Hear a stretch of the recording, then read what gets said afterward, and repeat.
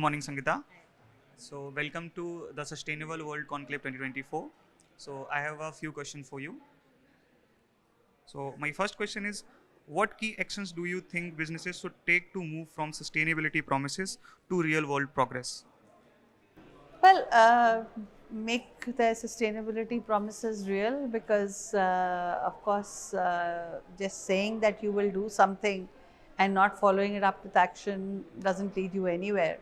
So basically, get your materiality in place, get your, assess your value chain and start looking at what is important to you and where you need to work on it and do it sincerely. So that's what is important because if you want to see the radar move, then you need to do it with as much sincerity as you do your business. So, as you talk about value chain, so what are the key challenges for the businesses to build a sustainable value chain?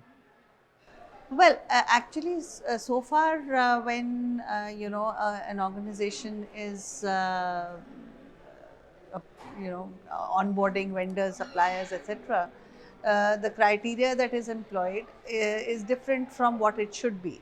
So, if you want to actually make sure that the entire ecosystem around you is sustainable, then we need to ensure that a certain basic level of sanitization checks are done.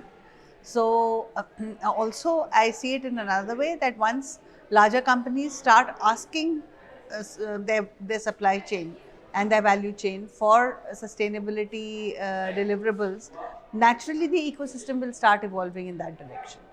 So basically, it's a win-win for everybody. So initially, it might pose as a bit of a pressure to small and medium-sized companies. When posed with questions on emissions, on labor laws, on minimum wages, etc., etc. But in the long term, it works. It will work as an entry, ticket to larger organizations because those are the criteria are going to be needed to be able to onboard suppliers in the future. So just having an L1 cost is not going to be enough. All right.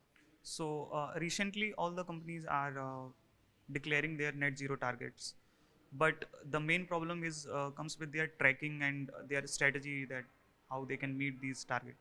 So what do you think? Well, of course, I spoke on reliable data in the conference, and so basically, in order to get to net zero, one, of course, it's a big ask because there are lots of changes that one will need to do in your business as usual kind of process to be able to get to that level. Having said that, a deeper understanding of where the maximum benefit lies in terms of being able to, mitigate your impact is the whole strategy depends on that. So basically, just saying net zero is not enough. One needs to have a proper game plan. Needs to have a proper roadmap. One needs to be able to monitor and evaluate how you're doing on that roadmap and whether you need to tweak the dates or you need to push it back. And of course, you need to, like I said before, do it in all sincerity. So Oh, thank you so much for your thank you time. so much.